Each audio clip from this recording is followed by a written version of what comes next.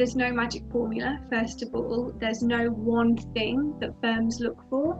But I think what candidates need to do is really try and work out what their unique selling point is, or what makes them stand out.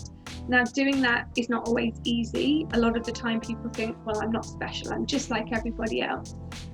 But I think that knowing yourself really well, understanding your strengths, your weaknesses, your preferences, and what unique experience you do have can help you to articulate your USP. There's no one thing that it could be. It could be to do with your work experience, it could be to do with your academics, it could be to do with a voluntary position, or it could be anything.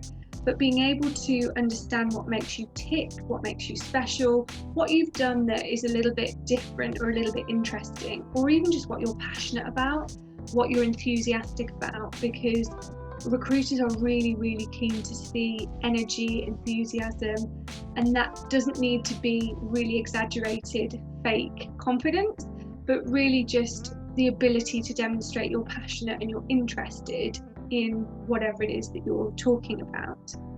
I would say on a skills level, commercial awareness is generally really important in the graduate market. So not just reading a great deal of information about the sector that you're applying to, but really having a deep understanding and an interest in it. It's not about being able to quote the Financial Times, it's not about being able to memorize long facts, but actually having opinions and being able to discuss and debate news stories and commercial issues is something which you'll probably be assessed on, and which is a really important skill to develop. So I just really encourage people to try and build that into their everyday life, whether it's talking with friends, whether it's following news stories in a way that you find exciting or interesting, but it shouldn't be a really dull research project that makes you want to fall asleep every time you start doing it. Yeah, I love that you said that, because I think one of the questions I ask, just as a really simple example, if someone wants to work on IBD, I say, great, what stock would you advise me to buy right now? And they just go, I don't know. And I just say, what are you doing? And then understand if this isn't what motivates you, if you're not really getting into the minutiae of it, then maybe you should do something else, because you're possibly being motivated by something other than a love for what you want to do. Yeah, definitely. I mean, it almost sounds a bit cheesy to say, or a bit cliche to say, you should love what you do, you should love what area you go into. And obviously no one loves their job 100% every single day. But I really think that there is so much that can be taught when you start your career. There is a lot of things that practically can be taught. But that motivation, that drive, that really want to be involved, and that interest in the industry can't be taught. And so if you are having to fake that because you're going into something because your family think you should do it, or because you feel obliged to go into it because you've studied it as an undergraduate degree, you are going to struggle to convince firms of your motivation and your commitment, which is something that is often really heavily assessed throughout a recruitment process. Yeah, great advice. What are the biggest gaps, pitfalls, or weaknesses that you see in your clients and graduates as they're either career changing or trying to get into their first professional job? In terms of pitfalls, I mean, I could point to a lot of specific external things like, poor CVs or poor interviews or things like that. But I honestly believe the most fundamental thing missing from most candidates and most general people that are wanting to get on their career ladder or change career is a lack of confidence, and a lack of confidence in their ability to make things happen. I think that there is a lot of rejection out there. It's a tough market and setbacks are inevitable. And this can have a really, really damaging effect on our self-confidence and how we view ourselves. And I really think that the ability to remain resilient, the ability to stay determined, is a big differentiator in terms of those who are successful and those who aren't. And I think that, just the ability to bounce back after rejections is something which everyone should do better and everyone can do better. I'm such a passionate believer that confidence is a skill. It's not something you're either born with or you either have or you don't. I think everyone can develop it. You just need to be clear on how you can develop it and have a strategy in place to do that. And what I would also say though is being resilient is not the same as not getting emotional. Job hunting can be for a lot of people a very tough emotional roller coaster. And I always encourage my clients to recognise that, because when you get rejected, when you make a mistake, when you fail, it often does feel painful. And actually being cross at yourself or being angry at yourself, feeling that, or being overly self-critical is not helping you.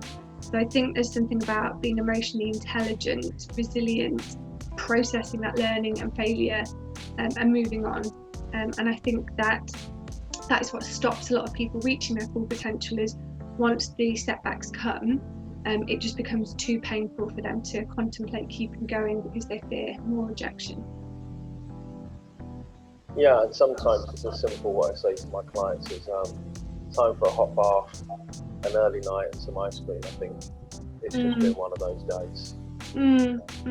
Chalk it up, go to sleep, come back tomorrow. Yeah, and also try and take the learning from it. I mean, sometimes it's very hard if you get very limited feedback, which is so common in recruitment processes, but you can always self-reflect.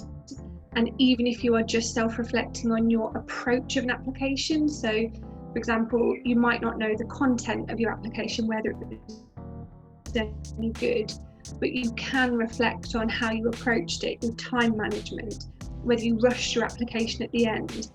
And I think that for every application that you get rejected from, it's not a case of I've been rejected, let's shut it off and move on.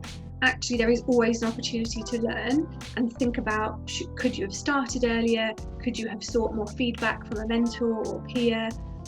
So there is always an opportunity for learning. You almost have to process the grief, work through that, and then let it rest and then move on. Because if you're always looking backwards and focusing on what you haven't achieved, it can be very hard to have energy and momentum to move forward. Yeah, I think first and foremost, it's obviously the sponsorship. It's very, very important for international students. In terms of Tier 2, there's a lot of misconception that Tier 2 has to be job that no other UK people can do it, but that's not how it works actually. When you switch from Tier 4 to Tier 2, you will actually not have to meet that qualification. So you can just have to meet those standard qualification with your English, with the salary. It has to be about, I forgot, but maybe 25k or something, or 20k, I think actually 20k. And then with your English proficiency.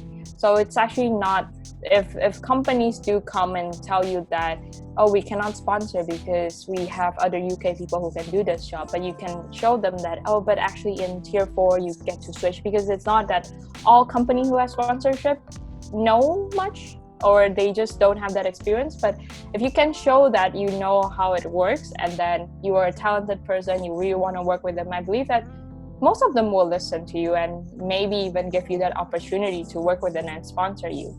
So I do want to see more of that being streamlined, like in terms of Tier 2 job sponsorship per categories, tailored to different sectors, tailored to different career and positions, whether that's more experience level or whether that's graduate levels, and really helping students to identify what company can provide sponsorship and what can or maybe can, and what companies they just are not on the sponsorship list. So I really find it interesting. There's a lot of kind of tools for Tier 2 job application on websites, but also being able to see more improvement on that in terms of maybe searching for key roles or direct kind of job board in relation to the Tier 2 sponsorship will be really nice. At the same time, second point, I would say that it's about the interview and application process, because everyone will think that interview is so hard, assessment center is so hard, but before that, don't forget there's an application where you have to be able to be seen or be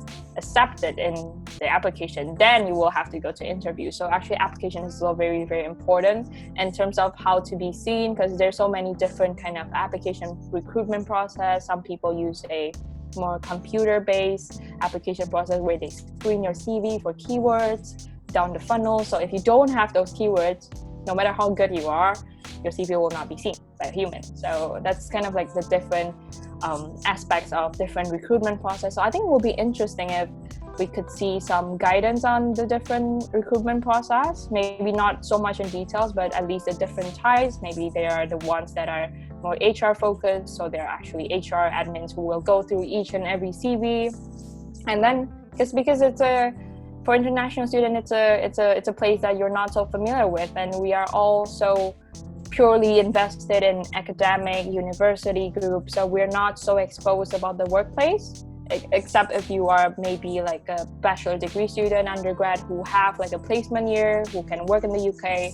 But other than that, it's really kind of like we don't have much information about that. So also having that platform or that space to have that open conversation about our questions, and then have someone to answer us truthfully and then really clearly and honestly, but also objectively and supportively.